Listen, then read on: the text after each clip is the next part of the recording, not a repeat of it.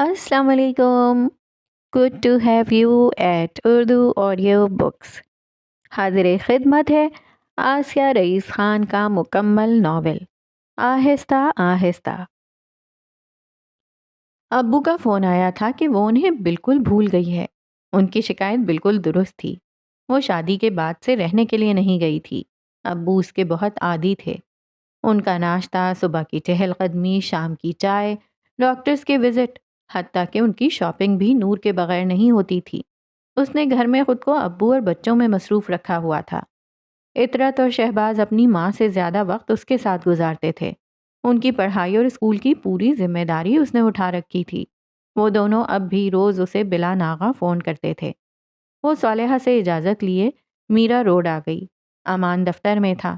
نور نے گھر سے نکلنے سے پہلے اسے ٹیکسٹ کر دیا تھا. ابو کے ساتھ ساتھ امی، بھائی، بھابھی سب اسے دیکھ کر مطمئن تھے. اس کی فکر سے آزاد ہو کر امی بھی خاندان بھر سے اپنی خود ساختہ جلا وطنی ختم کر چکی تھیں. سب اپنے معمولات میں قدرے مگن تھے، لیکن ابو بالکل تنہا ہو گئے تھے. آسفا سے اس کی شکایتوں کی فہرست میں ایک نیا اندراج ہو گیا. اپنی ماں سے اس کی ناراضگی اس قدر تھی کہ اس نے آج تک انہیں اپنی ناراضگی کی ہوا تک لگنے نہیں دی تھی. وہ پہلے جب ملنے کے لیے آتی تھی تبھی اسے اندازہ ہو گیا تھا کہ اس کی طرح ابو بھی اسی دھوکے میں ہیں کہ اس کے سسرال میں سب باخبر ہیں اور انہیں حقیقت بتا کر پریشان کرنے کا اس کا کوئی ارادہ نہیں تھا. اسے آیا ابھی تیسرا دن تھا کہ امان کا میسج آ گیا. میں شام میں لینے آؤں گا، تیار رہنا. اسے لگا پچھلی بار یہاں نہ رکنے کے لیے اس نے امان کی مدد مانگی تھی، اس لیے اس بار وہ خود ہی بطور مدد اسے لینے آ رہا ہے. آپ نے سوچا اس کے لیے شکریہ، لیکن فی الحال ایسا کوئی مسئلہ نہیں ہے. میں ابھی مزید رکنا چاہتی ہوں. اس نے فوراً میسج ٹائپ کیا. کچھ سیکنڈز کے بعد امان کا جواب آیا.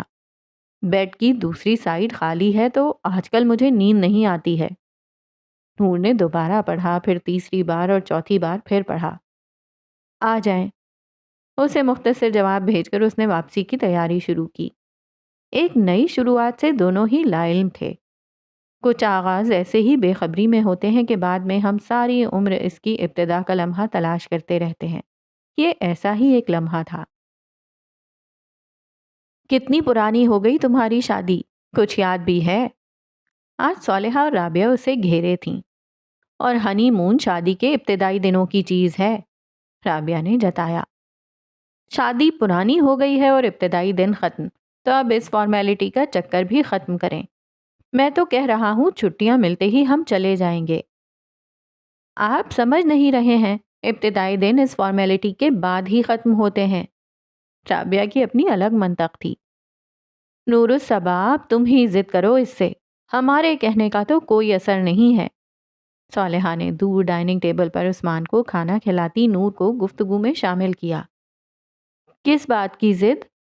اس نے ذرا حیران ہو کر پوچھا. وہ پوری طرح عثمان میں مگن تھی. آپ کا ہنی مون باقی ہے بھابھی، رابعہ نے اسے یاد دلایا. عثمان کے منہ کی طرف جاتا چمچہ اس کے ہاتھ سے چھوٹ گیا. وہ تینوں مختلف تاثرات کے ساتھ اسے دیکھ رہے تھے. عثمان کا کھانا ہو گیا تھا. نور نے اس کا منہ صاف کر کے اسے ٹیبل سے نیچے اتارا. میں کیا کہوں؟ اس نے آہستہ سے کہا اور چمچہ و پیالہ اٹھا کر باورچی خانے میں چلی گئی. دیکھیں آپ خود ہی، بھابھی بھی اس بات پر آپ سے ناراض ہیں. رابعہ نے بھائی کو گھورا. چیزیں ادھر ادھر کرنے اور یوں ہی ٹہل ٹہل کر بہت سارا وقت باورچی خانے میں گزارنے کے بعد وہ ڈرائنگ روم میں پہنچی تو ان دونوں کی کیرالا کے لیے اگلے ہفتے کی ٹکٹیں بک ہو گئی تھیں.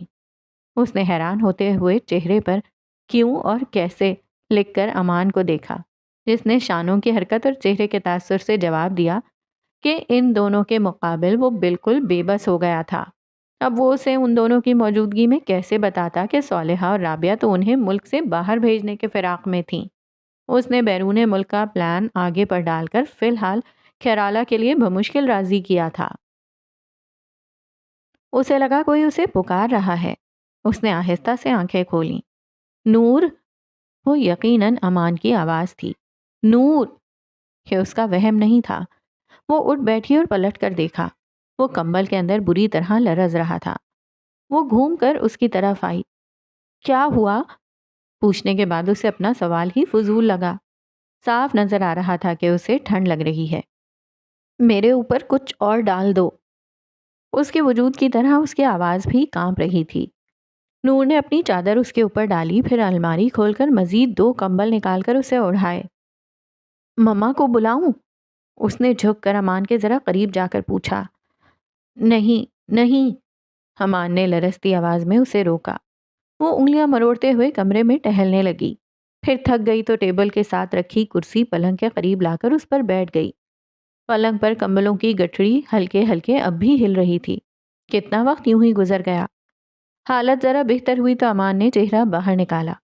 سامنے ہی نور تھی۔ تم کیوں جاگ رہی ہو؟ سو جاؤ۔ اس کی حالت بہتر تھی۔ آپ کیا مجھے اتنا بے حس سمجھتے ہیں؟ وہ خفگی سے بولی۔ آپ کو فیور تو نہیں ہے؟ پوچھنے کے ساتھ ہی وہ ڈریسنگ ٹیبل کی دراز سے میڈیکل باکس لینے اٹھ گئی۔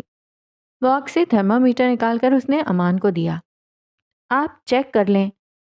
امان نے اپنے اوپر سے نور کے ڈالے کمبل اور چادر ذرا سا ہٹا کر تھرمامیٹر بغل میں ڈالا۔ اسے بخار تھا۔ نور نے تھرمامیٹر دیکھنے کے بعد میڈیکل باکس سے کیروسین نکالی اور پانی کے گلاس کے ساتھ سائڈ ٹیبل پر رکھ دی۔ دوائی لے لیں۔ کوہنی ٹکا کر اب وہ تھوڑا اونچا ہوا اور پانی کے ساتھ کیروسین نگل کر پھر لیٹ گیا۔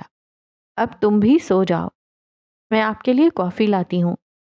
وہ اس کا حکم نظر انداز کر کے کمرے سے نکل گئی۔ کافی کے 2 مگ لے کر لوٹی تو امان پلنگ کی پشت سے ٹیک لگائے بیٹھا تھا۔ اس نے صرف چادر اپنے اوپر ڈال رکھی تھی۔ نور نے ایک مگ سائڈ ٹیبل پر رکھ دیا۔ تھینکس، امان نے مگ اٹھاتے ہوئے کہا۔ تم کیوں اس وقت کافی پی رہی ہو؟ نیند نہیں آئے گی۔ اس کے ہاتھ میں دوسرا مگ دیکھ کر اسے اس کی نیند کی فکر ہوئی۔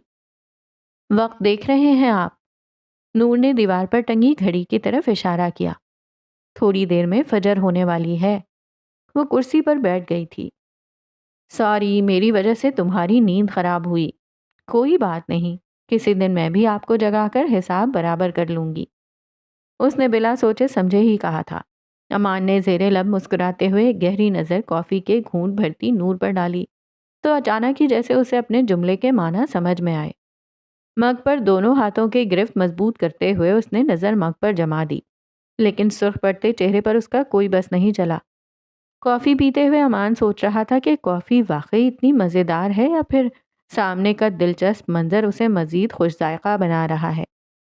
صالحہ فجر کی نماز کے لیے اٹھیں تو بیڈ روم میں روشن لائٹس اور کھلا دروازہ دیکھ کر اندر چلی آئیں۔ امان، کیا ہوا بیٹا؟ کرسی پر بیٹھی نور اور پلنگ پر بیٹھے امان کی صورت ہی ناسازی طبیعت کا اعلان کر رہی تھی۔ انہوں نے آگے بڑھ کر امان کا ماتھا چھوا۔ تمہیں تو بخار بھی ہے؟ نور نے دوائی دی ہے، بخار اتر رہا ہے، آپ پریشان نہ ہوں۔ کب سے جاگ رہے ہو تم دونوں؟ مجھے بھی اٹھا دیا ہوتا۔ صرف بخار ہی ہے؟ ٹھنڈ لگنا شروع ہوئی، پھر شیورنگ اور فیور۔ تم آرام کرو، میں دلشاد کو فون کرتی ہوں۔ اس کا بیٹا کلینک جانے سے پہلے تمہیں دیکھتے ہوئے جائے گا۔ انہوں نے اپنی سہیلی کا نام لیا جس کا بیٹا ڈاکٹر تھا۔ اتنی صبح صبح نہیں مما، ذرا رک کر کال کریں۔ امان کی بات پر وہ مان گئیں۔ انہوں نے وہیں نور کے ساتھ نماز پڑھی۔ مما، آپ کمرے میں جا کر آرام کریں، میں ابھی ٹھیک ہوں۔ دونوں کی نماز ختم ہوئی تو امان پلنگ سے اترتے ہوئے بولا، تم کہاں جا رہے ہو؟ لیٹے رہو۔ ارے مما، نماز تو پڑھنے دیں۔ ماں کی محبت پر وہ مسکرا دیا۔ سورج نکلتے ہی صالحہ نے اپنی سہیلی کو فون لگایا تھا۔ ڈاکٹر نے چیک کرنے کے بعد کچھ ٹیسٹ لکھ کر دیے اور شام تک پتہ چل گیا کہ امان کو ملیریا ہوا ہے۔ ان دونوں کی 2 دن بعد کی ٹکٹیں اور ہوٹل بکنگ سب کینسل کرنی پڑی۔ آپ تنہا یہاں کیوں بیٹھی ہیں؟ امان کے پاس چلیں، وہ جاگ رہے ہیں۔ وہ باورچی خانے سے امان کی کافی بنا کر باہر نکلی تو صالحہ سوچ میں غرق تنہا ہال میں بیٹھی تھیں۔ تم اسے کافی دے کر آؤ، مجھے تم سے کچھ بات کرنی ہے۔ وہ بہت سنجیدہ نظر آ رہی تھیں۔ امان کی طبیعت بہتر تھی۔ وہ پچھلے 5-6 دنوں سے آفس نہیں جا رہا تھا۔ نور کے اندر الہی خیر کا ورد شروع ہو گیا تھا۔ امان کو کافی دینے کے بعد وہ سہمے دل کے ساتھ صالحہ کے قریب آ کر بیٹھ گئی۔ وہ ذرا دیر بعد گویا ہوئیں۔ میں نے ہمیشہ کوشش کی کہ امان اور رابعہ کی زندگی میں کوئی کمی، کوئی محرومی نہ رہے۔ وہ اپنی زندگی اور فیصلوں میں خود مختار ہیں۔ کسی کے احسان یا دباؤ تلے ان کی اپنی مرضی اور آرزوئیں کچلی نہ جائیں۔ اس کوشش میں اپنوں کی مدد ٹھکرا کر میں نے بہت سو کو ناراض بھی کیا، لیکن اپنے بچوں کی مکمل شخصیت کے لیے اپنوں کی ناراضگی بڑی معمولی قیمت تھی۔ اللہ کا کرم ہے کہ میں اپنے اس مقصد میں کامیاب بھی رہی، لیکن پھر شاید میرے اندر غرور آ گیا کہ میں نے تنے تنہا اپنے بچوں کو ایسی شاندار اور مکمل شخصیت میں ڈھالا ہے۔ یہی زوم تھا کہ اپنی صلاحیت اور قابلیت کے بل بوتے پر ہما کا انتخاب کرتے وقت میں نے کسی کی بات کو قابل اعتنا نہ جانا۔ بھابھی اور سفینہ نے مجھے خبردار کیا تو اللہ معاف کرے، میں نے اسے ان کا حسد سمجھا، اور سچ کہوں تو ہما کی خوبصورتی نے مجھے اتنا متاثر کیا تھا کہ میں نے کسی اور پہلو پر غور کیا نہ توجہ دی۔ بیشتر ماؤں کی طرح میں نے بھی اسے صرف چاند سی بہو کی کسوٹی پر پرکھا۔ میری اس سطحی کسوٹی اور جلد بازی کی سزا بھی مجھے جلد ہی مل گئی۔ وہ بڑی ایمانداری اور جرات مندی سے اپنی بہو کے روبرو اپنی غلطیوں کا اعتراف کر رہی تھیں۔ اپنے بچوں کی خاطر ہمیشہ پھونک پھونک کر اور چھان پھٹک کر فیصلہ کرنے والی ماں نے ہی جلد بازی میں اتنا بڑا فیصلہ کر کے انہیں زندگی کا سب سے بڑا دکھ دے ڈالا۔ ان کی آواز رند گئی۔ اس قیامت کو بھی امان نے بڑے حوصلے اور خاموشی سے گزر جانے دیا۔ ہما طلاق کا مطالبہ کر کے جب گھر سے چلی گئی تب امان نے ہمیں بتایا۔ ہم نے اور رابعہ نے تو سارا غصہ اس کے گھر والوں پر نکال لیا تھا، لیکن امان نے ایک لفظ بھی نہیں کہا، نہ ان سے نہ ہم دونوں سے۔ جس دن اس نے ہما کو طلاق کے پیپرز بھیجے تھے اس دن امان نے آخری دفعہ اس معاملے پر بات کی تھی۔ اس نے کہا تھا کہ یہ قصہ آج ہمیشہ کے لیے ختم ہوا، اب اس پر کوئی بات نہیں ہوگی، ایک برا خواب سمجھ کر ہم اسے بھول جائیں۔ تمہیں حیرانی ہو رہی ہوگی کہ میں یہ سب تم سے کیوں کہہ رہی ہوں؟ بیٹا، اب تم اس کے سب سے قریب ہو، میں نہیں جانتی اس کے دل میں کیا ہے۔ ہما بہت خوبصورت تھی اور اسے دل لبھانے کے سارے انداز و ادا ازبر تھے۔ مجھے ڈر لگتا ہے کہ ہما کے دیے زخم اب بھی اس کے اندر ہرے نہ ہوں۔ اللہ کرے میرا یہ ڈر سراسر وہم ہی ہو، اب تم ہی اس کی ہمدرد اور مسیحا ہو۔ تم سمجھ رہی ہو نا میں کیا کہنا چاہتی ہوں؟ صالحہ نے نور کے ہاتھ اپنے ہاتھوں میں لیے۔ اب وہ اسے صاف صاف لفظوں میں یہ نہیں کہہ سکتی تھی کہ مجھے ڈر ہے کہ کہیں امان اب تک اسے اپنے دل میں بسائے نہ ہو۔ نور نے ذہن میں الجھتے سوچ کے ریشم کے ساتھ سر ہلایا۔ تم بھی میرے لیے امان اور رابعہ کی طرح ہی ہو۔ اگر کوئی بات تمہیں پریشان کر رہی ہے یا کوئی سوال ہے تو بلا جھجک مجھ سے پوچھ سکتی ہو۔ ایسی کوئی بات نہیں ہے ماما، اس نے اپنی منتشر سوچوں کے ساتھ ان کی تسلی کرائی۔ اس گھر کو اور امان کو تمہارے جیسی سلجھی، سمجھدار اور پرخلوص لڑکی کی ہی ضرورت تھی۔ جانے کیسے ہما اس گھر میں آ گئی تھی۔ خیر، اللہ کی مصلحتیں وہی جانے، اس میں بھی کوئی حکمت اور بہتری ضرور رہی ہوگی۔ اچانک نور کے دل میں خیال آیا کہ اس کی اصلیت اور گھر والوں کا فریب جان لینے کے بعد بھی کیا ان کی سوچ یہی رہے گی؟ آپ دونوں مجھے کمرے میں اکیلے چھوڑ کر یہاں کس راز و نیاز میں مصروف ہیں؟ امان کی آواز پر وہ دونوں چونکیں۔ یہ ہم ساس بہو کا سیکریٹ ہے، صالحہ خوش دلی سے بولیں۔ نور بھی مسکرا اٹھی۔ یہ راز و نیاز اس خوشگوار موڈ کی وجہ سے ہے تو آپ دونوں جاری رکھیں، میں چلا۔ ارے آؤ بیٹھو تم بھی، صالحہ نے اس کا ہاتھ پکڑ کر اسے روکا۔ اب آپ دونوں راز و نیاز کریں، کچن میں میرا کام باقی ہے۔ وہ ان دونوں کو چھوڑ اپنی سوچوں میں الجھی باورچی خانے میں چلی گئی۔ سو گئے؟ بڑی دیر تک اس کی پیٹھ کو تکنے کے بعد بالآخر اس نے ہمت کر ہی لی۔ اگر سو بھی گیا ہوں تو تمہیں جگانے کی اجازت ہے، امان نے اس کی جانب پلٹتے ہوئے کہا۔ اس کا چہرہ سامنے آتے ہی اتنی دیر سے مجتمع کی گئی ہمت پھسلنے لگی۔ کیا آپ کو اس سے محبت تھی؟ اس نے ہاتھوں سے پھسلتا حوصلہ مضبوطی سے تھاما۔ کس سے؟ ہما سے۔ پتہ نہیں۔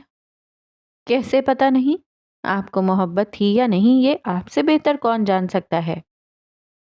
میں نے کبھی اس بارے میں سوچا ہی نہیں۔ امان کی بات پر نور بے یقینی سے اسے دیکھنے لگی۔ بیٹھ کر کبھی سوچتا، غور و تجزیہ کرتا اور پھر فیصلہ کہ محبت ہے یا نہیں، اس سے پہلے ہی وہ سحر ٹوٹ گیا تھا۔ محبت کے لیے بیٹھنے، سوچنے یا غور و تجزیے کی ضرورت کہاں ہوتی ہے؟ یہ تو بس کسی خاص لمحے میں۔ وہ بڑے جوش میں کہتے ہوئے اپنی بے اختیاری کا احساس کرتے ہوئے ایک دم رک گئی۔ یقین کرو، اس کا جواب میں فی الحال پتہ نہیں ہی دے سکتا ہوں۔ نور بغور اس کا چہرہ ٹٹولنے لگی، گویا ابھی اس کا جھوٹ پکڑ لے گی۔ امان ہنس دیا۔ تم بھول رہی ہو، میں جھوٹ نہیں بولتا۔ ویسے تمہیں اس سوال کا خیال کیوں آیا؟ میں نے سنا وہ بہت خوبصورت تھی۔ تو خوبصورت لوگوں سے، خاص طور پر خوبصورت بیوی سے محبت فطری بات ہے، اس نے چہرے پر آئے بال ہٹاتے ہوئے کہا۔ اس کے گلابی شفاف چہرے پر گہری سیاہ آنکھوں میں اشتیاق ڈول رہا تھا۔ وہ ایک ہتھیلی گال کے نیچے رکھے امان کی طرف کروٹ لیے تھی۔ امان کے انہماک پر اضطراری انداز میں اس کے پیروں کی انگلیاں بھیج گئیں۔ خوبصورت تو تم بھی ہو۔ امان کی گھمبیر سرگوشی اس کے انہماک سے زیادہ مشکل میں ڈالنے والی تھی۔ اس کی سرخ ہوتی رنگت اور لرزتی پلکوں پر وہ دلکشی سے مسکرایا تو نور نے گڑبڑا کر سینے پر پڑی چادر سر تک تان لی۔ اسی مسکراہٹ کے ساتھ سیدھے ہو کر امان نے آنکھیں بند کر لیں۔ بیٹھنا، سوچنا، غور و تجزیہ سب بے معنی تھا۔ وہ ایک لمحہ پلنگ کے دونوں کناروں کے درمیان آن ٹھہرا تھا۔ صبح اس کی آنکھ کھلی تو پلنگ سے ذرا فاصلے پر کھڑا امان اسے ہی دیکھ رہا تھا۔ وہ جیسے اس کے جاگنے کا ہی انتظار کر رہا تھا۔ مجھے ہما سے محبت نہیں تھی۔ ہاں؟ وہ اٹھ بیٹھی۔ بچی کچی نیند بھگ سے اڑ گئی تھی۔ ہمارے بیچ سب نارمل مگر برفیلا تھا۔ وہ اپنائیت اور گرم جوشی مفقود تھی جو تمہارے اور میرے بیچ ہے، اور سب سے اہم۔ وہ 2 قدم آگے آ کر اس کے سامنے جھکا۔ جس انداز سے تم میرے دل کی رفتار پر اثر انداز ہوتی ہو، یہ کام وہ کبھی نہیں کر سکی۔ آنکھ کھلتے ہی ملنے والی یہ نئی اطلاع اس کے ننھے سے دل کے لیے بہت بڑی تھی۔ امان نے سیدھا ہوتے ہوئے دلچسپی سے اپنی ایمانداری کا اثر نوٹ کیا۔ امان، باہر سے صالحہ نے اسے پکارا۔ جی مما، وہ بڑے موڈ میں جواب دیتے ہوئے باہر نکلا۔ اس کی ساری بات دل میں دہرا کر اس نے جیسے تسلی کی کہ کچھ غلط تو نہیں سنا۔ چادر ہٹا کر جب وہ پلنگ سے نیچے اتری تو اس کے چہرے پر شرمگین سا تبسم بکھرا ہوا تھا۔ صالحہ کے روٹین چیک اپ کے لیے رابعہ انہیں ڈاکٹر کے پاس لے گئی تھی۔ امان بیڈ روم میں لیپ ٹاپ کھولے اپنے کام میں مصروف تھا۔ عثمان کو کھانا کھلانے کے بعد نور نے اسے سلانا چاہا، لیکن وہ نئی توانائی پا کر اب بڑی مستی میں تھا۔ بس بیٹا، مامی تھک گئی۔ عثمان کا ہاتھ پکڑ کر وہ صوفے پر بیٹھ گئی۔ اس کے پیچھے دوڑتے دوڑتے اور اسے پکڑتے ہوئے وہ واقعی تھک گئی تھی۔ اس نے نیا نیا چلنا سیکھا تھا، اس لیے ان دنوں اس کا پسندیدہ کام دوڑنا بھاگنا ہی تھا۔ عثمان نے اس سے ہاتھ چھڑایا اور اپنی ایجاد کردہ زبان میں اسے پیچھے آنے کی دعوت دیتا ہال کے باہر دوڑا۔ ادھر نہیں عثمان، وہ اس کے پیچھے لپکی۔ وہاں ماما کام کر رہے ہیں۔ وہ کوریڈور سے بیڈ روم کی طرف مڑ کر غائب ہوا تو اسے اندر داخل ہونے سے پہلے پکڑنے کے لیے وہ پوری رفتار سے آگے بڑھی اور دوسری طرف سے آتے امان سے ٹکرا گئی۔ اگر امان نے پھرتی نہ دکھائی ہوتی تو وہ یقیناً زمین پر ہوتی۔ ایسے اندھا دھن کہاں بھاگ رہی ہو؟ ابھی میری جگہ مما یا رابعہ ہوتی تو تم دونوں گرتیں۔ اس زبردست ٹکر کے نتیجے میں اس کے کلچر سے نکل کر بکھرے بال پیچھے کرتے ہوئے امان نے کہا۔ نور کی پیشانی اس کے شانے سے لگی تھی۔ اسے گرنے سے بچانے کے لیے از خود امان کا ہاتھ اس کی کمر کے گرد پھیلا تھا۔ یہ بالکل بے اختیاری اور حفاظتی رد عمل تھا۔ اپنے شانے پر اس کی ارقالود ہوتی پیشانی اور لرزتا وجود محسوس ہوتے ہی اپنا ہاتھ کھینچ کر امان فوراً پیچھے ہٹا۔ یہ سب کچھ سیکنڈز میں ہوا تھا۔ نور، اس نے جھک کر اس کا چہرہ دیکھنا چاہا۔ وہ اپنی جگہ کھڑی ہولے ہولے کانپ رہی تھی۔ اس نے پہلے کی طرح ہی اپنے دونوں ہاتھ مضبوطی سے ایک دوسرے میں جکڑ رکھے تھے۔ نور، اندر چلو۔ اسے ڈر لگ رہا تھا کہ کہیں وہ گر ہی نہ جائے۔ بیڈ روم کے دروازے میں کھڑا معصوم عثمان سہمی نظروں سے اس بدلی سی مامی کو دیکھ رہا تھا۔ نور، امان کی پریشان آواز پر وہ لڑکھڑاتے قدموں سے دیوار کا سہارا لیتے ہوئے بیڈ روم میں آئی اور پلنگ پر بیٹھ گئی۔ امان نے سائڈ ٹیبل پر رکھی بوتل سے اسے پانی نکال کر دیا۔ خود پر قابو پاتے ہوئے اس نے ایک ہی سانس میں پورا گلاس خالی کر دیا۔ گلاس رکھتے ہوئے اس نے سامنے کھڑے پریشان اور فکر مند امان اور سہمے اور ڈرے سے عثمان کو دیکھا تو اسے ایک دم رونا آ گیا۔ امان اسے کچھ کہتا، اس سے پہلے ہی نور کی تقلید میں عثمان نے بھی رونا شروع کر دیا۔ ارے ارے! امان نے آگے بڑھ کر عثمان کو گود میں اٹھایا۔ میں ایک ساتھ تم دونوں کو نہیں سنبھال سکتا۔ نور نے خود کو روکنا چاہا لیکن آنسوؤں پر اس کا بس نہیں تھا۔ امان نے عثمان کو بیڈ پر بٹھایا اور اپنے فون میں کارٹون لگا کر اس کے سامنے رکھ دیا۔ وہ بھی اسی دور کا بچہ تھا۔ اسکرین پر نظر آ رہے رنگ اور آواز سن کر وہ رونا بھول کر ادھر متوجہ ہو گیا۔ نور کا چہرہ آنسوؤں سے بھیگ گیا تھا اور اس کے بدن سے پھوٹتا پسینہ بھی ظاہر تھا۔ اس کے بال تک بھیگ گئے تھے۔ امان نے پنکھا چلایا اور گھٹنے موڑ کر پنجوں کے بل اس کے سامنے فرش پر بیٹھ گیا۔ سوری، اس بار بھی میری غلطی ہے۔ میں اچانک سامنے آ گیا تھا۔ Really sorry. نور نے چہرہ صاف کیا۔ اس نے وقت لے کر کپکپاہٹ اور اختلاج کو قابو میں کیا تھا۔ اور ہر بار آپ کی سوری میری شرمندگی میں اضافہ کرتی ہے۔ ایمانداری کے جراثیم پلنگ کی دوسری طرف بھی منتقل ہو رہے تھے۔ کہ بہت ایمبیرسنگ ہے۔ وہ سر جھکائے حقیقت میں بہت شرمندہ تھی۔ یہ ایک میڈیکل کنڈیشن مطلب بیماری ہے۔ امان کی بات پر اس نے سر اوپر کیا۔ اس کے چہرے پر سوچ کے بادل منڈلا رہے تھے۔ تو اس کا علاج بھی ہوگا۔ مجھے لگتا ہے کہ ہمیں اس طرف یعنی علاج پر توجہ دے کر اسے ہمیشہ کے لیے ختم کرنا چاہیے۔ نور نے اپنوں اور غیروں سے، خیر خواہوں اور تماش بینوں سے اس مسئلے پر ہزاروں مشورے اور نصیحتیں سنی تھیں۔ تم یہ کرو، یہ نہ کرو، تم ایسا سوچو، ویسا نہ سوچو، تم یہ کتاب پڑھو، تم وہ وظیفہ کرو، وغیرہ وغیرہ۔ سب نے اسے اپنی ان باتوں سے کبھی لاشعوری تو کبھی شعوری طور پر یہ باور کروایا تھا کہ یہ اس کا مسئلہ ہے، اسے خود ہی حل کرنا ہوگا، اس مشکل سے اسے خود ہی نکلنا ہوگا۔ اس کے مسئلے اور مشکل کو کسی نے اس طرح نہیں اپنایا تھا جیسے اس وقت امان نے ہمیں کہہ کر اسے اپنا بھی ذاتی مسئلہ بنا لیا تھا۔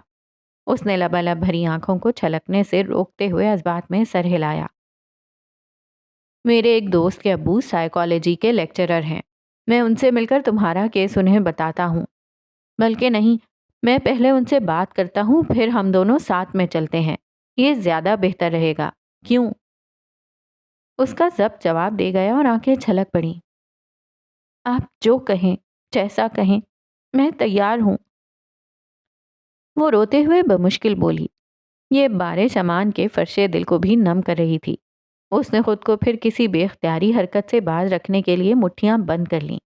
تبھی ڈریسنگ ٹیبل پر رکھا نور کا فون بجنے لگا۔ امان نے کھڑے ہو کر فون اٹھا کر اسے دیا۔ کسی انجان نمبر سے کال تھی۔ ہیلو! اس نے چہرہ صاف کر کے خود کو سنبھالا اور حتی الامکان آواز میں بشاشت پیدا کی۔ ہیلو! ہیلو!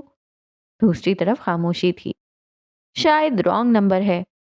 اس نے سلسلہ منقطع کر دیا۔ اسے فون ہاتھ میں لیے دیکھ کر عثمان کارٹون سے نظر ہٹا کر اس کے فون پر جھپٹا تو نور نے اسے گود میں لے لیا اور کھڑی ہو گئی۔ عثمان کے سونے کا وقت ہو گیا ہے، میں اسے سلا دیتی ہوں۔ نور! وہ دروازے پر امان کی آواز سن کر پلٹی۔ میں اس معاملے میں سیریس ہوں۔ میں بھی۔ اس کے جانے کے بعد وہ لیپ ٹاپ کھولے گوگل پر پینک ڈس آرڈر سرچ کرنے لگا۔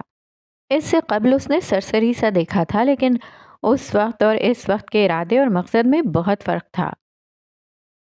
نور کی پھپھو کے یہاں دعوت تھی جو اب تک کسی نہ کسی وجہ سے ٹلتی آ رہی تھی۔ مبشر بیوی بچوں کے ساتھ پونے میں رہتا تھا۔ وہ نور کی شادی میں شریک نہیں ہو سکا تھا۔ ان دنوں اس کا تبادلہ ممبئی ہو گیا تھا۔ لاڈلے بیٹے کی واپسی کی خوشی میں پھپھو نے نور کے ساتھ ساتھ امی، ابو اور بھائی بھابھی کو بھی مدعو کیا تھا۔ چھٹی کے باوجود بھی کسی کام کی وجہ سے امان کو دوپہر میں دفتر جانا پڑا۔ صالحہ نے اس سے کہا کہ وہ جلدی کام نپٹا کر سیدھا نور کی پھپھو کی طرف آ جائے، لیکن امان نے انہیں مثبت جواب نہیں دیا تھا۔ اس نے کہا تھا کہ کام میں زیادہ وقت بھی لگ سکتا ہے، اس لیے یہ بھی ہو سکتا ہے کہ وہ دعوت میں نہ آ سکے۔ نور اور صالحہ دونوں پھپھو کے گھر پہنچی ہی تھیں کہ صالحہ کے فون پر امان کا 2 رنگ والا سگنل مل گیا۔ پھپھو کے ہاں ان کی بڑی بیٹی امارہ باجی، ان کے تینوں بچے اور نور کے امی ابو بھائی بھابھی بچوں کے ساتھ پہلے ہی موجود تھے۔ مبشر کی شادی اس کی تایازاد آفرین سے ہوئی تھی۔ ان کی جڑواں بیٹیاں تھیں، 2 سالہ انیسہ اور انیقہ۔ بچوں کی پیدائش کے بعد آفرین نے اتفاق سے کسی دن اپنے ساس سسر کی بات سن لی تھی اور یہ جان کر حیران رہ گئی تھی کہ نور کے دوروں کے باوجود شادی کے لیے مبشر نے نور کا نام لیا تھا، جسے اسی وقت پھپھو نے خارج از امکان قرار دے کر رد کر دیا تھا۔ 2 بچیوں کے ساتھ اتنی فرصت نہیں تھی کہ اس انکشاف پر غور و فکر کرتی۔ جلد اس کے ذہن سے یہ سنی سنائی بات نکل گئی تھی، لیکن نور کی شادی کی خبر ملنے کے بعد مبشر میں در آئی تبدیلیوں نے اسے پھر وہ بات یاد دلا دی تھی۔ راتوں کو جا کر سگریٹ پر سگریٹ پھونکے جانا، غائب دماغی سے اس کی باتوں پر ہوں ہاں کرنا، گھنٹوں تنہا سوچ میں غلطاں بیٹھے رہنا اور پھر کسی مصروفیت کے نہ ہوتے ہوئے بھی شادی میں مصروفیت کے بہانے شرکت نہ کرنا۔ اس کا شک کرنا جائز تھا۔ اب بھی اس نے اس دعوت کے اہتمام پر آنا کانی کی تھی۔ تمہاری شادی میں نہیں آ سکے، اس لیے اب یہ تحفہ قبول کرو۔ آفرین نے بڑا سا گفٹ باکس اسے دیا۔ اس نے خاموشی سے باکس لے لیا۔ اس فارمیلٹی کی کیا ضرورت تھی بیٹا؟ نور کی جگہ صالحہ نے کہا۔ فارمیلٹی کیسی آنٹی؟ یہ تو ہماری نور صبا کے لیے محبت ہے۔ اس کے دل میں نور کے لیے کوئی اچھے جذبات نہیں تھے اور انہیں چھپانے کے لیے یہ مصنوعی مظاہرے ضروری تھے۔ مبشر نے تو بہت کوشش کی تھی کہ کسی طرح ہم شادی میں شریک ہو جائیں، لیکن چھٹیاں ہی نہیں ملیں۔ چھٹیاں تو امان کو بھی نہیں مل رہی تھیں۔ وہ چاہتا تھا کہ میں 2-3 ماہ شادی آگے بڑھا دوں، لیکن میں نے کہا بھلے 2 دن کی چھٹی لو مگر شادی آگے نہیں بڑھے گی۔ بیٹا اور کتنا وقت لگے گا امان کو؟ امی نے پوچھا۔ سبھی اس کے انتظار میں تھے۔ ذرا فون کر لو اسے۔ صالحہ کے کہنے پر اس نے سب کے درمیان سے نکل کر ذرا فاصلے پر جا کر امان سے بات کی۔ اس کا کام ختم نہیں ہوا تھا۔ اس نے کہا کہ کھانے کے لیے اس کا انتظار نہ کریں، اسے آنے میں دیر ہو جائے گی۔ کوئی بھی مہمان خصوصی کے بغیر کھانے کے لیے تیار نہیں تھا۔ صالحہ اور نور نے مشکلوں سے ان سب کو کھانے کے لیے راضی کیا۔ کھانے کے بعد ایک بار پھر خوش گپیوں کا دور چل رہا تھا، تب امان آیا۔ وہ سب کے لیے آئس کریم اور چاکلیٹس لایا تھا۔ آئس کریم کے ٹب مائرہ کو دینے کے بعد وہ بچوں میں چاکلیٹس تقسیم کرنے لگی جو سارے اس کو گھیر کر کھڑے تھے۔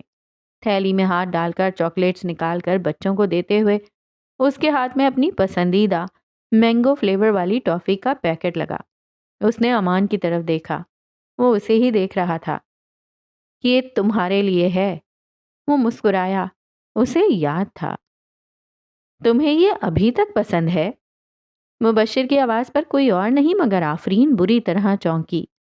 ابھی تک مبشر نے نور کو مخاطب تک نہیں کیا تھا اور اب یہ فقرہ جو پرانی یاد یا بات کی طرف اشارہ کر رہا تھا۔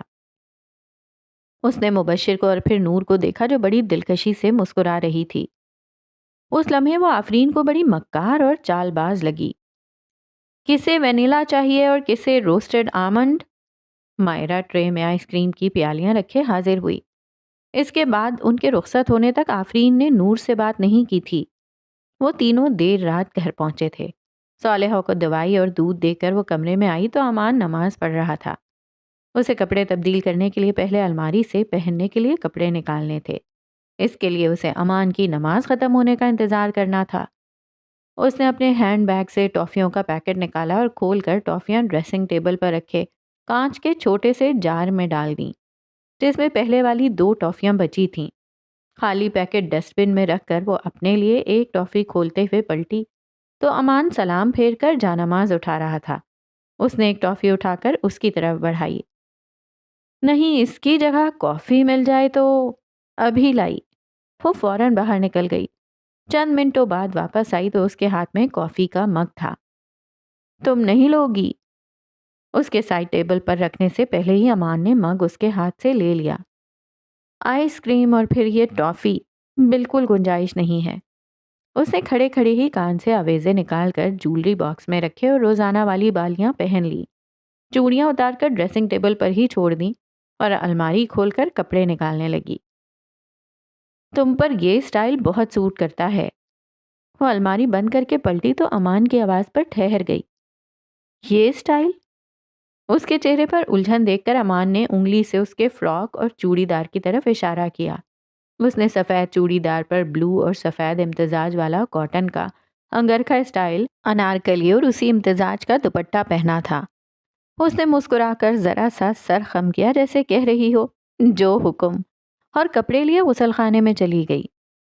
اب اتنے سارے اسٹریٹ کرتے شلوار اور پلازو پینٹس کا کیا کروں؟ اس نے غسل خانے کے آئینے میں اپنے پورے عکس کا جائزہ لیتے ہوئے سوچا۔ کھانے کے بعد صالحہ رابعہ کی ساس کے ساتھ بلڈنگ کے احاطے میں چہل قدمی کے لیے گئی تھیں۔ امان ہال کے گوشے میں ڈائننگ ٹیبل پر لیپ ٹاپ رکھے آفس کے کام میں مصروف تھا۔ وہ ہال کے دوسرے سرے پر صوفے پر بیٹھی بظاہر ٹی وی دیکھ رہی تھی، لیکن اس کی توجہ پہلے بھٹک بھٹک کر امان کی طرف جا رہی تھی اور اب پوری توجہ اسی پر تھی۔ وہ گھر والے حلیے یعنی ٹی شرٹ اور ٹریک پینٹ میں تھا۔ آفس جاتے وقت اس کا حلیہ فارمل ہوتا تھا، کوئی خاص موقع ہوتا تو وہ سوٹ یا ٹائی پہنتا تھا۔ معمول کی طرح آج بھی آفس سے آنے کے بعد وہ نہایا تھا۔ نم بال بکھرے سے تھے۔ اسے یاد آیا کہ بھابھی نے جب اسے امان کی تصویر دکھائی تھی تو پہلا خیال اس کے دل میں یہ آیا تھا، شکر ہے کلین شیو نہیں۔ اب اسے حیرانی ہو رہی تھی کہ اس وقت اس نے ایسا کیوں سوچا تھا، کیونکہ اس نے اس موضوع پر کبھی نہ غور کیا تھا، نہ سوچا تھا، نہ ہی کسی سے اس بارے میں کبھی کوئی بحث ہوئی تھی کہ اسے کلین شیو پسند ہے یا داڑھی۔ پھر کیوں تصویر دیکھتے ہی اس نے شکر ادا کیا تھا؟ کیا امان پہلی نظر میں ہی اسے پسند آ گیا تھا؟ امان نے لیپ ٹاپ بند کیا تو اس نے خود کو ٹی وی میں مگن ظاہر کرنے کے لیے ریموٹ ہاتھ میں اٹھا لیا۔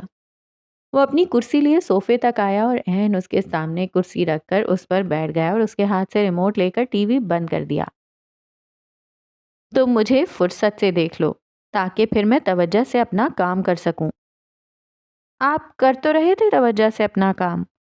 اس کا انداز شکایتی زیادہ تھا۔ کوئی مسلسل آپ کو گھور رہا ہو تو کیسی توجہ اور کیسا کام؟ میں کہاں گھور رہی تھی؟ اچھا پھر اتنی دیر سے کیا کر رہی تھی؟ میں ٹی وی دیکھ رہی تھی۔ وہ ڈھنگ سے جھوٹ بھی نہیں بول پائی۔ اس کی بات پر وہ ہنس دیا۔ بہانہ اور چھپانا کیوں؟ تمہاری اپنی چیز ہے، جتنا مرضی اتنا دیکھو۔ اس کی چوری پکڑی گئی تھی۔ وہ پہلی بار اتنا قریب تھا اور اچھی خبر یہ تھی کہ سب کچھ اس کے قابو میں تھا، ماں سوائے چہرے کی لالی اور پلکوں کی لرزش کے، جسے چھپانے کے لیے اس نے گردن جھکا لی تھی۔ ہاں، امان نے گہری سانس لے کر لمحہ بھر کو سر پیچھے کیا، پھر اس کے چہرے پر نظریں جما دیں۔ یہ تمہارا سرخ چہرہ اور شرماتی پلکیں میرا بڑا امتحان لیتے ہیں۔ اس کی آواز اور نگاہوں سے چھلکتے جذبات نور کے دل میں جاگی چنگاری کو ہوا دے رہے تھے۔ بڑی دیر تک امان خاموش رہا تو اس نے آہستہ سے سر اٹھا کر دیکھا۔ نور سے نگاہ ملتے ہی وہ مسکرایا تھا، لیکن اس کے چہرے پر پھیلی سنجیدگی وہ بھانپ گئی تھی۔ میں نے تم سے کہا تھا کہ میں یونس انکل میرے دوست کے والد سے بات کرتا ہوں، پھر ہم دونوں ان سے ملنے جائیں گے۔ امان کی بات پر اس نے سر ہلایا۔ دراصل انکل اگلے ہفتے عمرے کے لیے جا رہے ہیں، اس لیے مجھے اس وقت ان سے اس مسئلے پر گفتگو کرنا مناسب نہیں لگا۔ کوئی بات نہیں، ان کے عمرے سے واپس آنے کے بعد دیکھیں گے۔ ہر بار اچانک تمہاری مرضی اور اجازت کے بغیر ہوا فزیکل کانٹیکٹ تمہارے پینک اٹیک کی وجہ بنا ہے، رائٹ؟ اس کے تمہیدی سوال کے جواب میں نور نے اسبات میں سر ہلایا۔ ایکسپرٹ اور ڈاکٹرز کی مدد لینے کے ساتھ ساتھ تمہیں نہیں لگتا ہے کہ ہمیں خود بھی کوشش کرنی چاہیے؟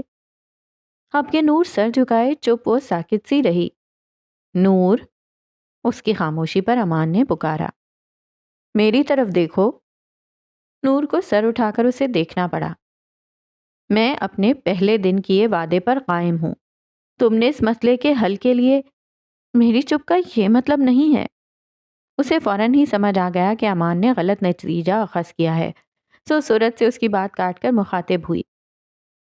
میں اپنی حالت کی وجہ سے آپ کو پھر پریشانی میں نہیں دیکھ سکتی۔ اس نے جس تیزی سے پہلا فقرہ کہا تھا دوسرا اتنی ہی آہستگی سے کہا۔ امان کا دل کیا اس کے ہاتھ اپنے ہاتھوں میں لے اور اپنی پریشانی کی ساری رودات سنا ڈالے، مگر وہ لب بھینچ کر مسکرا دیا۔ آج ہم ایک چھوٹے سے تجربے سے شروعات کرتے ہیں، یہ دیکھنے کے لیے کہ تمہاری اجازت، مرضی اور خواہش سے ہوئے کانٹیکٹ کے بعد کیا ہوتا ہے۔ امان نے اپنا سیدھا ہاتھ اس کے آگے کر کے ہتھیلی کھولی۔ نور کے گود میں رکھے ہاتھوں کی مٹھیاں بند ہو گئیں۔ امان نے حوصلہ دیتی آنکھوں سے اپنی ہتھیلی کی طرف اشارہ کیا جہاں صاف تحریر تھا، تم یہ کر سکتی ہو۔ نور نے بائیں مٹھی کھول کر ہتھیلی کرتے کے دامن سے رگڑ کر خشک کی اور ہاتھ اٹھایا۔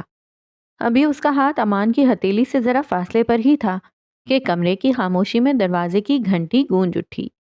اس شور پر مارے گھبراہٹ کے اس کا ہاتھ خود بخود پیچھے ہو گیا۔ امان نے بدمزہ ہو کر ایک گہری سانس بھری اور کھڑا ہو گیا۔ میں دیکھتی ہوں۔ نور بھی صوفہ چھوڑ کر دروازے کی جانب بڑھی۔ امان کرسی لیے واپس اپنی سابقہ جگہ پر آ گیا۔ دروازے پر صالحہ اور رابعہ کی ساس تھیں۔ صالحہ نے بتایا کہ تم نے بڑا مزیدار گاجر کا حلوہ بنایا ہے، وہی چکھنے آئی ہوں۔ رابعہ کی ساس اندر آتے ہوئے بولی۔ حلوے اور چائے کے دور میں ان دونوں کا ساتھ دینے اور رابعہ کی ساس کے جانے کے بعد صالحہ کو دوائی دے کر وہ کمرے میں آئی تو امان سو چکا تھا۔ وہ بہت دیر تک پلنگ پر اپنی جگہ بیٹھی سوئے امان کو تکتی رہی، پھر اپنا تکیہ اٹھا کر کنارے سے اندر کی طرف آ کر امان سے محفوظ فاصلے پر لیٹ گئی۔ تکیے سے نیچے پلنگ کی چادر پر امان کا ہاتھ تھا۔ اس نے جھجکتے ہوئے اپنی انگلیوں کی پوروں سے اس کی ہتھیلی کی پشت کو چھوا، پھر دھیرے سے بقیہ ہاتھ چادر پر رکھ دیا۔ اپنی نارمل دھڑکنوں کو محسوس کرتے ہوئے وہ نیند کی آغوش میں چلی گئی۔ رات کے کسی پہر پیاس کے احساس نے امان کو جگایا تھا۔ آنکھ کھلتے ہی سامنے نور کو دیکھ کر اسے خوشگوار حیرت نے گھیرا، لیکن اصل جھٹکا اسے اپنے ہاتھ کو چھوتی نور کی انگلیوں کو دیکھ کر لگا تھا۔ وہ اٹھنے کا ارادہ ترک کر کے کئی خوبصورت احساسات میں گھرا دوبارہ سو گیا۔ امی کا فون آیا تھا کہ ابو کی طبیعت ناساز ہے اور وہ اسے یاد کر رہے ہیں۔ امان دفتر جا چکا تھا سو وہ صالحہ سے اجازت لے کر امی کی طرف آ گئی۔ آپ کو میری شادی کی فکر تھی، اب وہ بھی نہیں ہے، پھر کس ٹینشن میں آپ اپنا بی پی بڑھا رہے ہیں؟ سب ٹھیک ہے بیٹا، بس یہ تمہاری ماں یوں ہی پریشان ہو جاتی ہے، اسے تمہاری یاد آ رہی ہوگی اس لیے میرا نام لیا تاکہ تم فوراً چلی آؤ۔ لو اب مجھے الزام دے رہے ہیں، کل سے خود ہی کہہ رہے ہیں کہ نور الصبا کی یاد آ رہی ہے۔ وہ ناراضگی سے کہتی باہر چلی گئیں۔ بی پی تو دوائیوں سے کنٹرول میں تھا، اب اگر بڑھ رہا ہے تو دوائیاں یا پھر ڈوز تبدیل کرنے پڑیں گے۔ وہ ان کی دوائیوں کا ڈبہ لیے بیٹھی تھی۔ شام میں ڈاکٹر کے پاس چل کر فل چیک اپ کرواتے ہیں۔ اس کی کوئی ضرورت نہیں ہے بیٹا، تمہاری ماں یوں ہی پریشان ہو جاتی ہے۔ ابو نے اس کی بات رد کی۔ تم وہ سب چھوڑو اور یہاں آؤ۔ ابو نے اسے اپنے پاس پلنگ پر آنے کا اشارہ کیا۔ اس نے ڈبہ بند کر کے شیلف میں رکھا اور ان کے قریب بیٹھ گئی۔ کیا بات ہے ابو؟ اس کے لیے ان کا چہرہ پڑھنا سب سے آسان امر تھا۔ تمہارے سسرال میں سب ٹھیک تو ہے نا؟ کوئی پریشانی والی بات ہو تو مجھے بتاؤ بیٹا۔ اسے ابو سے اس قسم کے سوال کی امید نہیں تھی۔ آپ یہ سب کیوں پوچھ رہے ہیں؟ اس کا مطلب ہے میرا شک درست ہے۔ ابو کے چہرے کا رنگ بدل گیا۔ بالکل نہیں ابو، اس نے جلدی سے کہتے ہوئے ان کے ہاتھ تھامے۔ سب ٹھیک ہے، پریشانی والی کوئی بات نہیں ہے۔ کیا مجھے دیکھ کر آپ کو لگتا ہے کہ کوئی فکر والی بات ہے، یا کبھی امان اور مما کی کسی بات سے آپ کو کسی گڑبڑ کا شبہ ہوا؟ ان کی بدلتی حالت دیکھ کر وہ ایک ہی سانس میں بول گئی، نہیں نا، پھر آپ ایسا کیوں پوچھ رہے ہیں؟ اس کی باتوں سے ذرا مطمئن ہو کر انہوں نے شانے ڈھیلے چھوڑے۔ آصفہ اور باقی سب کی نیت اور ارادہ جان کر میں نے خود رشتہ کروانے والی خاتون سے مل کر تمہارے متعلق انہیں سب بتا دیا تھا، اور انہیں تاکید کی تھی کہ امان اور اس کی فیملی کو سب سے پہلے یہ بات بتائی جائے۔ ابو نے دھماکہ ہی تو کیا تھا۔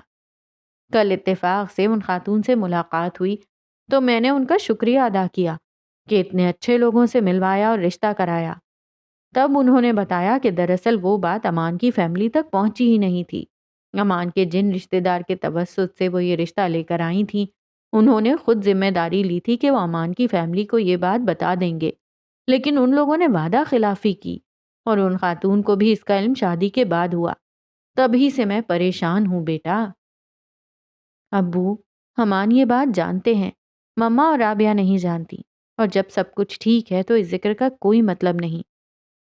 اس نے سچ جھوٹ کی آمیزش سے ابو کو مکمل تسلی اور اطمینان دلانا چاہا۔ اور اتنے مہینوں سے آپ سبھی مجھے دیکھ رہے ہیں، اگر کوئی مسئلہ ہوتا تو کم از کم وہ آپ سے مخفی نہیں رہ سکتا تھا۔ شکر تھا کہ ابو اس کی باتوں اور دلیلوں سے مطمئن ہو گئے تھے۔ وہ جو سمجھ رہی تھی کہ گھر والوں نے ابو کو بھی اس کی طرح اندھیرے میں رکھا تھا اور اسی بے خبری کی وجہ سے وہ شادی میں خوش تھے، آج اپنی خام خیالی پر شرمندہ تھی۔ اس کے اصول پسند ابو اتنی اہم بات کیسے نظر انداز کر سکتے تھے؟ انہوں نے اپنی طرف سے فریب اور دھوکہ ٹالنے کی پوری کوشش کی تھی۔ رات میں امان اسے لینے آیا تھا۔ گھر سے نکلتے ہی اس نے امان سے پہلا سوال یہی کیا کہ ان کا رشتہ کس کے توسط سے ہوا تھا۔ یہ تو مما ہی تمہیں بتا سکتی ہیں، انہوں نے ہر جاننے والے سے کہہ رکھا تھا، اور ہر کسی نے کم از کم ایک کینڈیڈیٹ تو بتایا ہی تھا، لیکن تمہیں اچانک یہ خیال کیوں آیا؟ نور نے اپنی اور ابو کی گفتگو دہرائی۔ یہ تو اچھا ہی ہوا۔ ہاں؟ اچھا؟ مما کے علم میں یہ بات آتی تو معاملہ وہیں ختم ہو جاتا۔ جس نے بھی یہ بات چھپائی تھی اس نے بڑی مہربانی کی۔ نور کا دل بڑے انداز میں اترایا۔ کیوں؟ تمہیں ایسا نہیں لگتا؟ راستے سے نظر ہٹا کر امان نے اسے دیکھا۔ چھپانے والے نے یہ کسی اچھی نیت سے تو نہیں کیا ہوگا۔ اس نے اپنا دل، امان کا سوال اور نظر سب بڑے جتن سے نظر انداز کیا تھا۔ جو بھی ہو، اگر آج اس کی وجہ سے ہم ساتھ ہیں تو چھوڑو، معاف کیا اسے۔ یہ صرف فراخ دلی کا مظاہرہ نہیں تھا، یہ امان کا اعتراف تھا، اقرار تھا۔ اس نے براہ راست نور کی آنکھوں میں دیکھ کر کہا۔ اپنے تپتے چہرے کو چھپانے کے لیے اس نے کھڑکی کی سمت گردن موڑ لی۔ سامنے دیکھو، گردن اکڑ جائے گی۔ وہ زیر لب مسکرا رہا تھا۔ میں آپ کو امتحان سے بچا رہی ہوں۔ نور کے جواب پر امان نے بے ساختہ قہقہا لگایا۔ اسی وقت بے موقع اس کے فون پر رنگ ہوئی۔ اس نے ہینڈ بیگ سے فون نکالا۔ کسی انجان نمبر سے کال تھی۔ Hello, hello. کچھ سیکنڈ انتظار کرنے کے بعد اس نے کال ختم کر دی۔ یہ کافی دنوں سے ہو رہا ہے، کسی نئے نمبر سے کال ہوتی ہے اور دوسری طرف سے کوئی بات ہی نہیں کرتا۔ نور نے فون واپس بیگ میں رکھتے ہوئے کہا۔ کالز ایک ہی نمبر سے ہوتی ہیں یا ہر بار الگ نمبر ہوتا ہے؟ میں نے غور نہیں کیا۔ کبھی کال بیک کر کے چیک کر لو کون ہے۔ چھوڑیں، آگے سے میں انجان نمبر والی کالز ریسیو ہی نہیں کروں گی۔ اس کے پاس آسان حل تھا، لیکن نمبر ضرور نوٹ کر لینا۔ دلوں کے بدلتے موسم کے اثرات بیڈ روم میں بھی نظر آ رہے تھے۔ پلنگ پر ان کے بیچ فاصلہ قائم مگر پہلے سے کم تھا۔ کمرے کے در و دیوار ان کی آوازوں، باتوں، مسکراہٹوں اور قہقہوں سے مانوس ہو رہے تھے۔ امان کی پھپھو کی بیٹی شیما کی شادی اگلے مہینے طے پائی تھی۔ وہ اپنے شوہر کے ساتھ دعوت دینے آئی تھیں۔ ان کے ساتھ تائی اور علینا بھی تھیں۔ صالحہ نے انہیں رات کے کھانے کے لیے روک لیا تھا۔ شادی کے بعد رابعہ کی فیملی کے علاوہ وہ پہلے مہمان تھے جن کے کھانے کا اسے اہتمام کرنا تھا۔ بڑی لگن سے اس نے سارے پکوان بنائے تھے۔ اس کی نانا کے بعد بھی رابعہ اس کی مدد کے لیے ساتھ تھی۔ کھانا تقریباً تیار تھا۔ وہ سب امان کا انتظار کر رہے تھے جسے آج معمول سے زیادہ دیر ہو گئی تھی۔ امان کی کال کے بعد کہ وہ دفتر سے نکل چکا ہے اور کچھ ہی دیر میں گھر پہنچ جائے گا، وہ سب کے درمیان سے اٹھ کر باورچی خانے میں آ گئی۔ سلاد اس نے آخری وقت کے لیے اٹھا رکھا تھا۔ سب سلیقے سے کاٹنے اور پلیٹ میں سجانے میں اسے وقت کا پتہ ہی نہیں چلا۔ سلاد سے فارغ ہو کر وہ برتن نکالنے لگی۔ اوپر والے کیبنٹ سے پلیٹیں نکالنے کے بعد اس نے بڑے پیالوں کے لیے اندر ہاتھ مارا۔ وہ پیچھے تھے اور اسے نظر نہیں آ رہے تھے۔ اس نے پنجوں کے بل اچک کر ہاتھ پیچھے تک لے جانے کی کوشش کی، تبھی اس کے عقب سے امان کا ہاتھ آیا۔ اس نے پیالے نکال کر سلیب پر رکھ دیے اور پھر دونوں ہاتھ سلیب پر رکھے ایسے کھڑا ہوا کہ نور درمیان میں قید تھی۔ وہ دم سادھے اس کے پیچھے ہونے کا انتظار کر رہی تھی۔ ایسے کاموں کے لیے پکار لیا کرو۔ مجھے کہاں علم تھا کہ آپ آ گئے ہیں؟ پھر تو تمہیں یہ بھی علم نہیں ہوگا کہ میں کب سے کچن میں ہوں۔ نور پہلو سے ابھرتی نئی سرگم سنتی چپ رہی۔ کئی لمحوں بعد بھی امان اپنی جگہ جمع رہا تو وہ دھیرے سے گویا ہوئی۔ یہ آپ چیٹنگ کر رہے ہیں۔ امان الٹے 2 قدم چل کر پیچھے ہٹا۔ میں چیٹنگ اور چیٹنگ کا رزلٹ چیک کر رہا تھا۔ پاس، نور نے دل میں نعرہ لگایا اور سنبھل کر پلٹی۔ آپ کب سے بے ایمان ہو گئے؟ اسے امان کی پہلے دن گنوائی صفات اچھی طرح یاد تھیں۔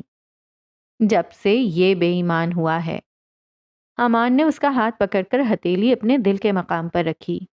اس کے سینے کی دھک دھک نور کی ہتھیلیوں میں سرایت کرتی اس کے پورے بدن میں پھیل گئی تھی۔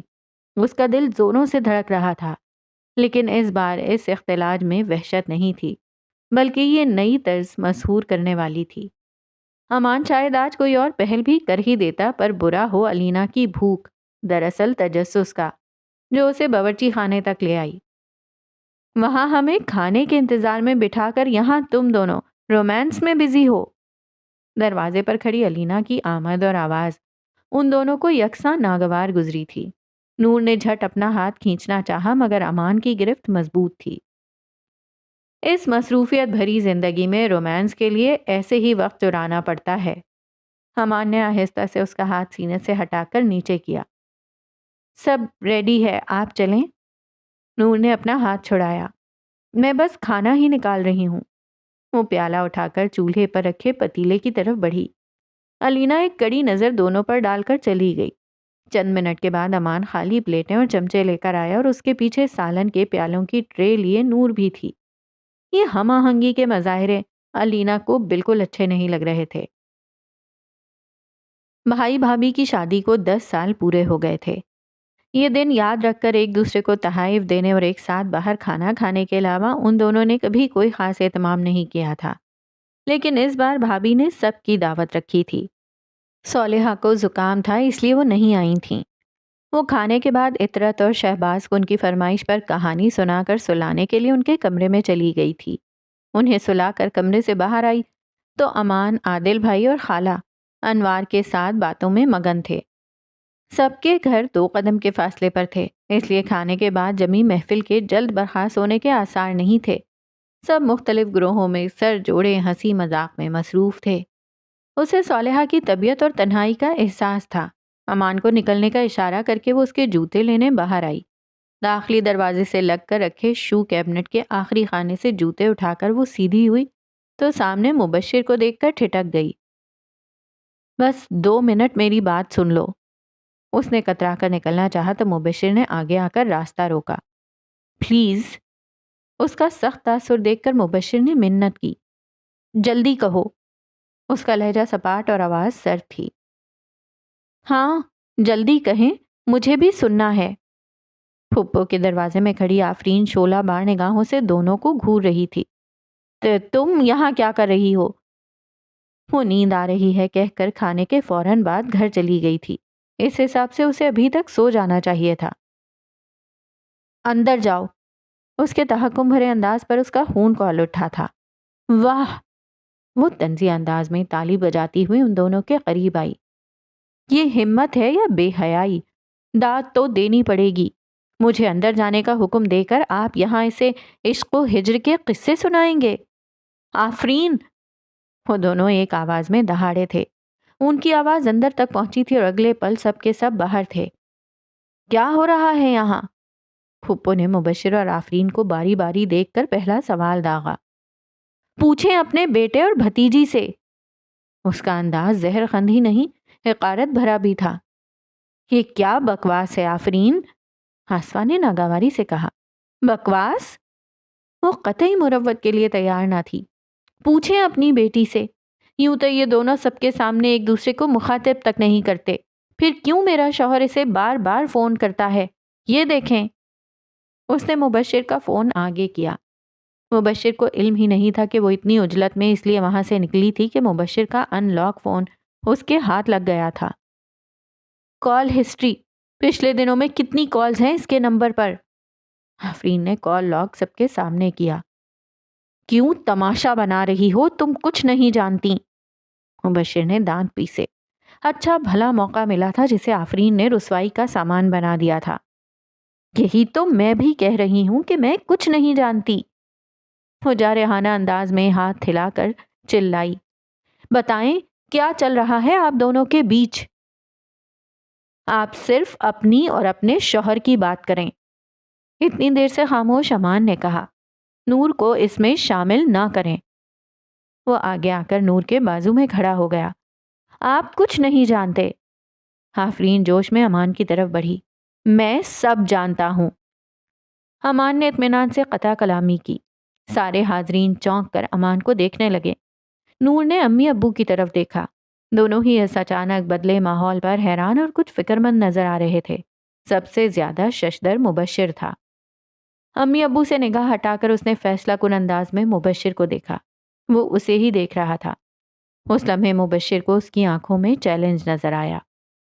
ابھی نہیں تو پھر کبھی نہیں، اس نے سوچا۔ دھیرے دھیرے ہوتی سرگوشیاں بھنبھناہٹ میں بدل گئی تھیں۔ میں بتاتا ہوں کیا چل رہا ہے۔ مبشر کی آواز پہ سب کو سانپ سونگھ گیا۔ میں پچھلے کئی دنوں سے نور کو کال کر رہا ہوں معافی مانگنے کے لیے، لیکن ہر بار نور کے فون ریسیو کرتے ہی میری ہمت دم توڑ گئی۔ آج یہ چانس ملا تو میں نے سوچا روبرو ہی بات کی جائے۔ کسی کے کچھ پلے نہیں پڑ رہا تھا۔ تجھے کیا ضرورت آن پڑی ہے نور الصبا سے معافی مانگنے کی؟ پھپھو نے ناگواری سے کہا۔ صرف نور الصبا ہی نہیں، مجھے ماموں اور ممانی سے بھی معافی مانگنی ہے۔ پہیلیاں مت بجھواؤ، صاف بات کرو۔ ابو کی بارو آواز گونجی۔ اسکول میں نور الصبا کے ساتھ ہوئے حادثے کا ذمہ دار میں ہوں۔ میں نے لیٹر لکھ کر زبردستی اس کا ہاتھ پکڑ کر لیٹر اسے دیا تھا، ساتھ ہی اس کے لیے اپنی فیلنگز کا اظہار بھی کیا تھا۔ میری اس حرکت سے وہ اس قدر خوفزدہ ہوئی کہ ذلیل انسان، تمہیں تو میں… عادل بھائی تیش میں مٹھیاں بند کر کے آگے بڑھے تو ابو نے ان کا ہاتھ پکڑ کر انہیں روکا۔ سب کے چہرے متغیر تھے سوائے نور اور امان کے۔ پھپھو کے چہرے پر بے یقینی تھی اور آفرین کا چہرہ سفید ہو گیا تھا۔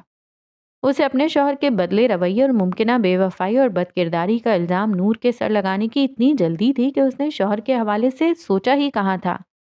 یہ صرف اس کی کہانی نہیں تھی۔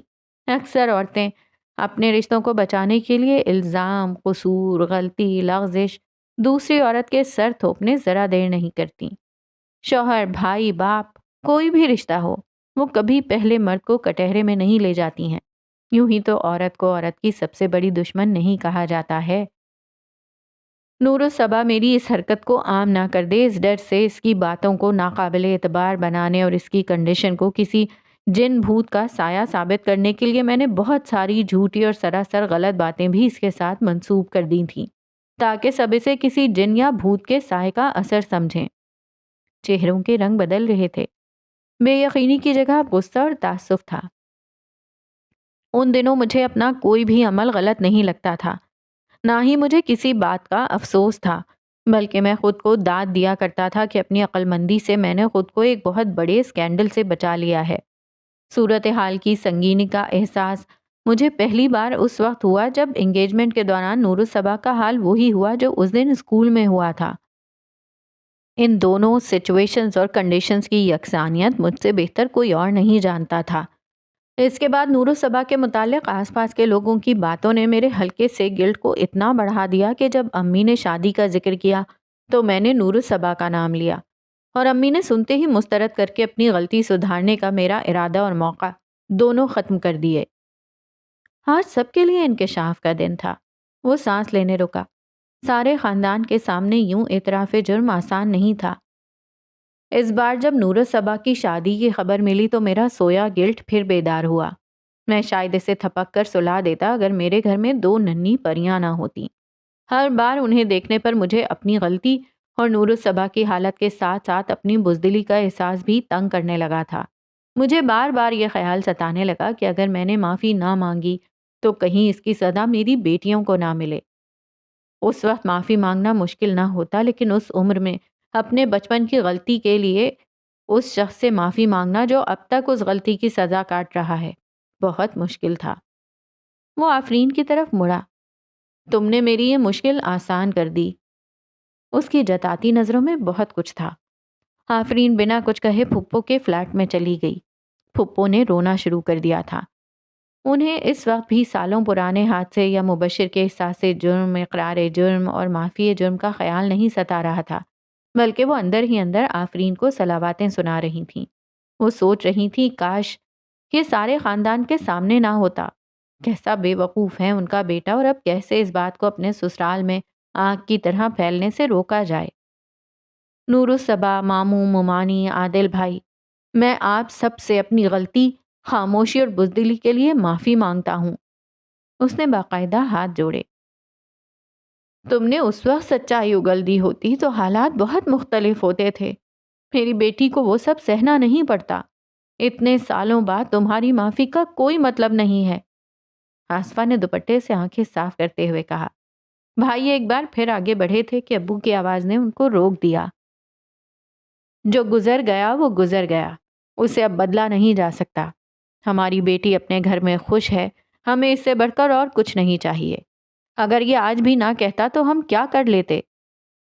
اس نے سب کے سامنے بات کہنے اور معافی مانگنے کی ہمت کی ہے تو اسے معاف کرو، تاکہ یہاں موجود دوسرے بھی اس سے سبق لیں۔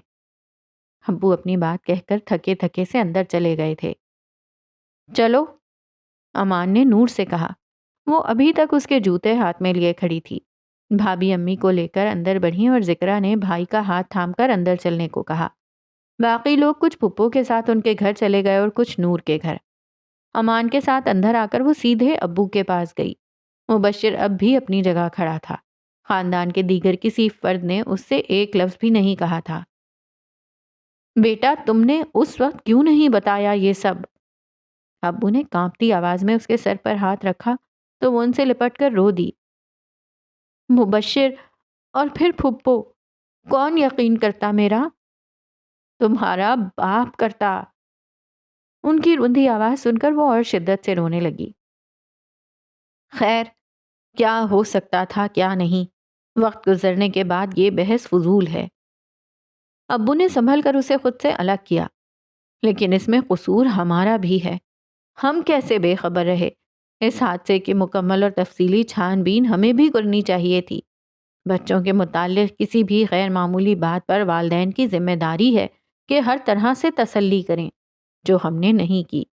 اور سب سے اہم بیٹا، ہم تمہیں وہ اعتماد نہیں دے پائے جو تمہیں اپنی ہر تکلیف، ہر بات، ہر پریشانی ہمارے ساتھ بانٹنے پر مجبور کرتا۔ عادل، عاصمہ، ذکرا، تم سب بھی اس سے یہ سبق لو کہ بچوں اور والدین کے بیچ ایک پر اعتماد فضا کتنی ضروری اور اہم ہے۔ ویسے مجھے خوشی ہے کہ تم نے ہم سے نہ سہی لیکن امان سے اس بات کا ذکر کیا، اور اللہ کا احسان ہے کہ امان نے تمہاری بات سمجھی اور یقین بھی کیا۔ وہ رشتہ کرانے والی خاتون اور نور سے ملی معلومات کے بعد سے ہی امان کا شکریہ ادا کرنا چاہتے تھے۔ اس کے لیے میں آپ کا شکر گزار ہوں بیٹا۔ انکل، آپ مجھے شرمندہ کر رہے ہیں۔ اعتماد والدین اور بچوں کے بیچ ہی نہیں، اس رشتے میں بھی اتنا ہی اہم اور ضروری ہے۔ امان کی بات سیدھے اس کے دل پہ جا کے لگی تھی۔ کچھ دیر بعد امی نے اسے گلے لگایا۔ تب اگر وہ جان لیتی کہ ان کی بیٹی کے دل میں ان کے لیے اس وقت کیسے جذبات ہیں تو کچھ دیر پہلے والے انکشافات انہیں بڑے معمولی لگتے۔ وہ گھر پہنچے تو وہ اس ساری جذباتی ہلچل اور رونے کی وجہ سے بہت تھک گئی تھی۔ صالحہ کو دوا وغیرہ دے کر کمرے میں آئی تو کپڑے تبدیل کر کے سونے کا ارادہ تھا۔ امان کو اس وقت اس سے بہت سی باتیں کرنی تھیں۔ نور، وہ کپڑے تبدیل کر کے غسل خانے سے نکلی تو امان نے پکارا۔ جی؟ اس نے بمشکل اپنی آنکھیں کھولی تھیں۔ آؤ سو جاؤ۔ امان نے ارادہ بدل کے فاصلے پر رکھا اس کا تکیہ درست کیا۔ وہ فرما برداری سے لیٹ گئی اور چند منٹوں میں ہی سو بھی گئی، لیکن امان کی آنکھوں سے نیند کوسوں دور تھی۔